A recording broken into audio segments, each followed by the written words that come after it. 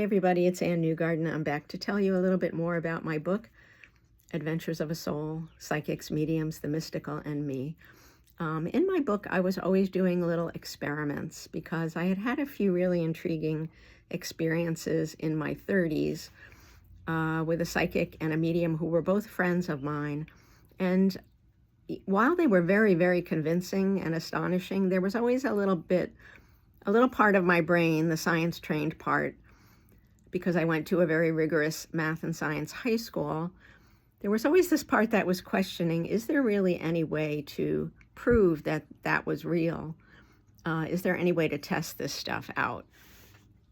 And so in my very limited way, I was always concocting these little informal experiments. So I'm going to read you a little bit about one of those that took place with my dear friend David, who had passed away. Some of you know him, and so you'll recognize him here. A while back, I'd been told by several of my dream team members, that was a group of psychics and mediums that I gathered to do some informal experiments with. I'd been told by several of my dream team members that my dear friend David was now serving as one of my guides. Maggie Moyse, who's a wonderful psychic who's in my book, whom I'd asked to try to contact David after he died, had told me that he was helping me to a degree I couldn't even imagine with my project. I know psychics always say that, like, oh, you have guides on the other side helping you out. But you really specifically do in David. He's your fairy godmother, she said, which made me chuckle, because David, who wasn't gay, but also always joked that he should have been because of his fondness for opera, musical theater, and John Waters movies, would no doubt have embraced that title with his usual great good humor. I hoped somewhere he was. Edward Ragasta, that's another one of the psychics on my dream team, agreed. When I asked him about David once, giving only his first name, he had said with surprising firmness, "You really should dedicate the book to him, or at least include him in the dedication," which I have, "because he's helping you with it a lot." Well, I likely would have done that anyway, as he'd been one of my dearest friends, and I missed him so much. But it was great to have Edward affirm so strongly what Maggie had also said. If David was helping me with the book, it made perfect sense. After all, David had been a writer and editor and several times my boss, none of which I'd told Maggie or Edward. It seemed fitting to me that he'd be continuing to wield his red pen or celestial editing software from wherever it was he was hanging out these days. After being told a few times that David was my guide, I started concocting little experiments to test this out. "David," I said one morning, "if you're there, show me by day's end an image of a piano."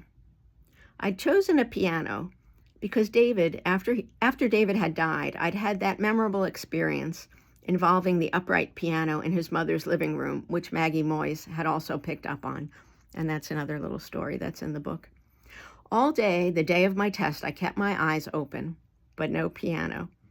That evening, I took a lovely Latvian dancer, choreographer friend of mine, named Via Vetra, out to eat at a Greek diner. I knew there was no piano there, nor did I hope to see one on our walk through the streets of Greenwich Village. So I figured, a bit disappointed, that my test hadn't worked. The day was almost through. But then at dinner, my friend Via whipped out some photos of her students' recent dance concert in Latvia.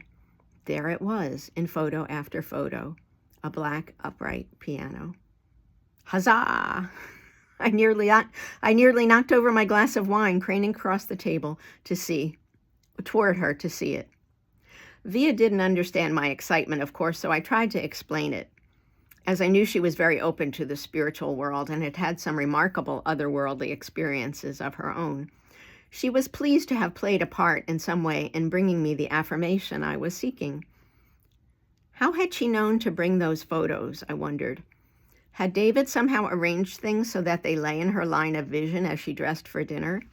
Could he do such things the way perhaps I'd been told spirits could manipulate butterflies or birds energetically? Of course, it could have been a big fat coincidence, so I decided to try it again. And if you want to read my second attempt at testing David, which was actually really remarkable. You could pick up a copy of my book. It's available anywhere online, pretty much, that books are sold, including Amazon, Barnes & Noble. It's an ebook and paperback, and you can also order it at your favorite local bookstore or ask your library to get it. And you can find out more about it and other places you can buy it at my website, which is AnnNewgarden.com. It's Ann with an E. Newgarden, just the way it sounds, NEWGARDEN.com. Thanks so much for listening. And again, Adventures of a Soul. Lots of love, everybody.